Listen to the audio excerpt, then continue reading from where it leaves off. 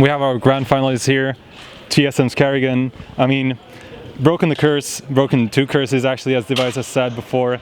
Beaten an IP, won the whole tournament with a competition like this. Well, how does it feel, first of all?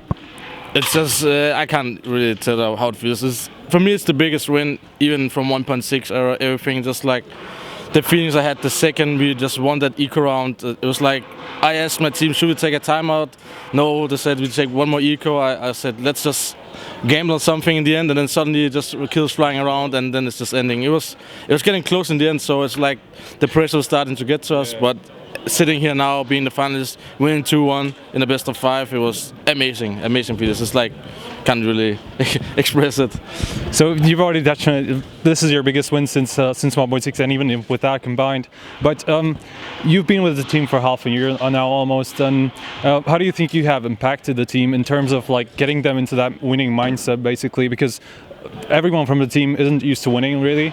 Like everyone from the team, this is their first big win, first big final, apart from like Copenhagen Wave games. Sorry.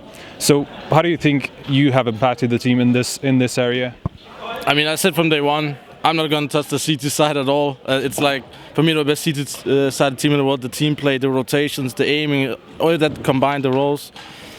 My biggest impact is basically on the T side. I'm playing way more structured than I did in the standard, and way more set goes, and then I combined it with some mid-round calls. And in the beginning I had so much criticism from my team that my mid-round calls wasn't that good. They wanted me to improve on it, so we like for 1 or 2 months we just trained my mid-round call, doing everything just like every practice, just mid-round, and in the end it pays off, because we have, in my opinion, last month we have been a steady grow and just kept on being more precise. We've always been good online, but offline wrestles.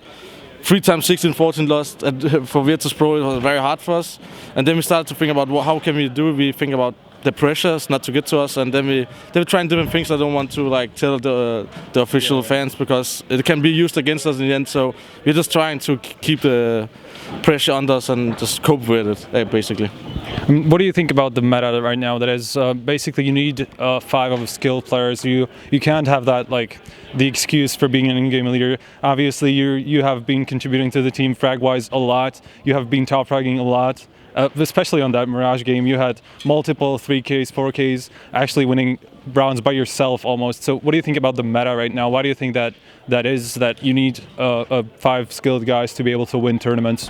I mean, it's always, with all respect for Fetis, but the big difference between me and Fetis is like the way I think I'm fragging more and contributing way more, and that's also something they lacked in the big games, where everybody can step it up. It's not like always hanging on Device, the pre-KGB and Cybex for that matter, in fact, but just, I don't know, it's like the meta's switching all the time. Maybe many people are saying now the T side is the big side. I just think it's like you need to, the different playstyles aspect in the game is very, very strange. I mean, we played very good the first game on Dust 2 at the tournament. On T side, suddenly they changed the playing style, actually like Nip played us. We always had problems on Dust 2 against Nip. We never got more than 5 rounds. The 4 times we played on Dust 2 against Nip. So basically just like how you change up your playstyle for who you meet. And I could also tell by how they played. They have been well prepared for everything we did. It was like, remember there was one tactic we made fake for the first time in the whole history of 6 months.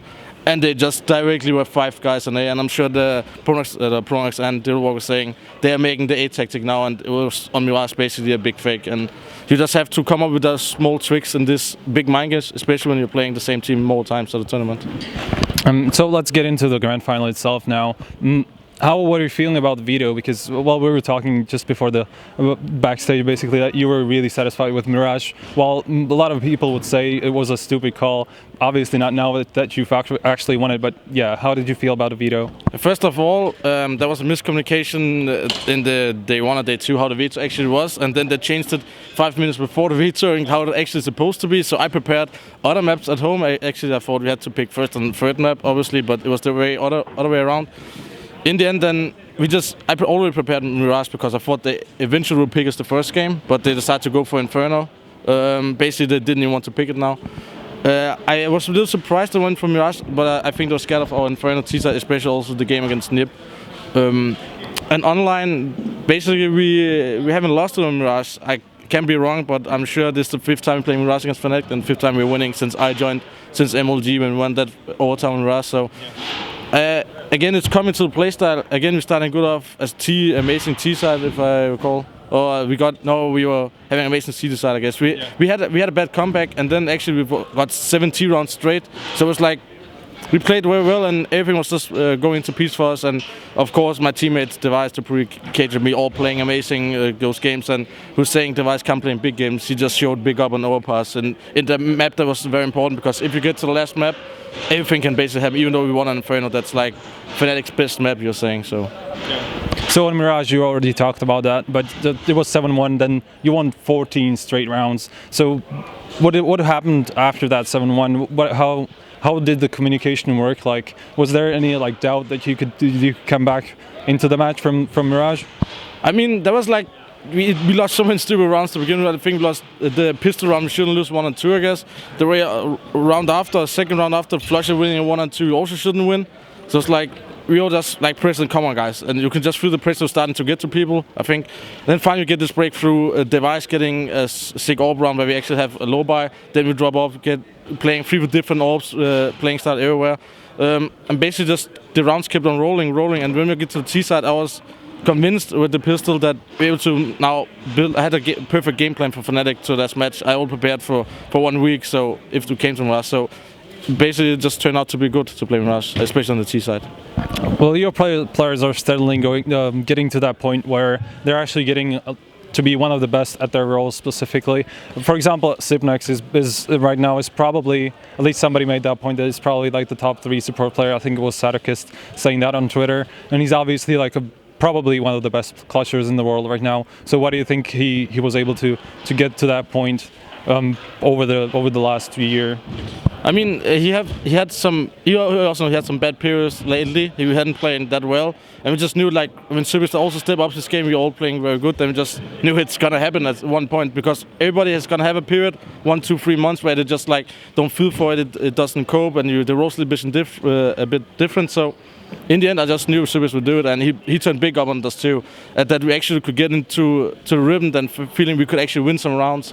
That basically gave some momentum on the overpass, because you had to believe we didn't get stumped 16-4. It couldn't easily end that way. So that also showed the composure of the team, in my opinion, that we're able to fight back.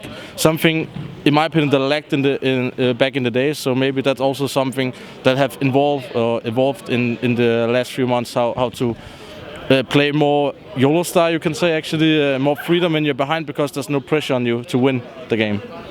And now, lastly, what do you make of the last month's results, basically? Because there's always a different team winning games, winning tournaments. Right now, the top 4 at this tournament, everybody was saying the level is pretty much the same between those teams. Why do you think that is? Why do you think this is happening? Is it because there are so many tournaments that you can actually know each other so well? It's a mix of everything. I mean, the meta switched, the SMGs, it just made like Tech 9 worse, and somebody said, yeah, Fnatic could only play with Tech 9s, LDS could only play with C sets. So basically just the meta changes, and it's just about the adaptation to the meta. And especially we have been so close. Every time people made jokes, anyway they'll get to Sim Finals, then they suddenly they'll like crash out of the tournament. And I just think we got better, not that other teams getting worse. It's just like the competition between all teams. Envious finally lost to Nib, you can say. That curse broke. Many things out of this tournament. And Virtus.pro beating Fnatic at ECA pretty easy, in my opinion. And Fnatic lose to Titan, and then they come here and just stomped Envy 2-0, 2-0, and only losing to us 2 times. So the level is like hard, but I would still say Fnatic is the best team in the world right now. They have proven they have won the major last time. So for me, it's always, if you keep within top 3 and won the last major, you always be the champion, because that's what people are aiming for. That's where it really matters. But this was a big tournament, obviously. So with many tournaments coming, it's like, I think like less focus come in the match, and it's more about anti-stratting, having the right coach, having all those things to like help you in the right direction. So let's see what happens. And we have faced it in basically 3 days, and we have some online matches when we come home. Yeah. So we have to take it from there. And Nib and Fnatic surely want some revenge at Faceit. All right, that's pretty much it. Yeah. Congratulations on the win. Thanks for the interview. Do you have anything last to add? Shoutouts? I want to thank the TSM family, Andy, and all the owner of TSM. He have been a big support, and thank you for taking us in and supporting us, doing everything so great for us.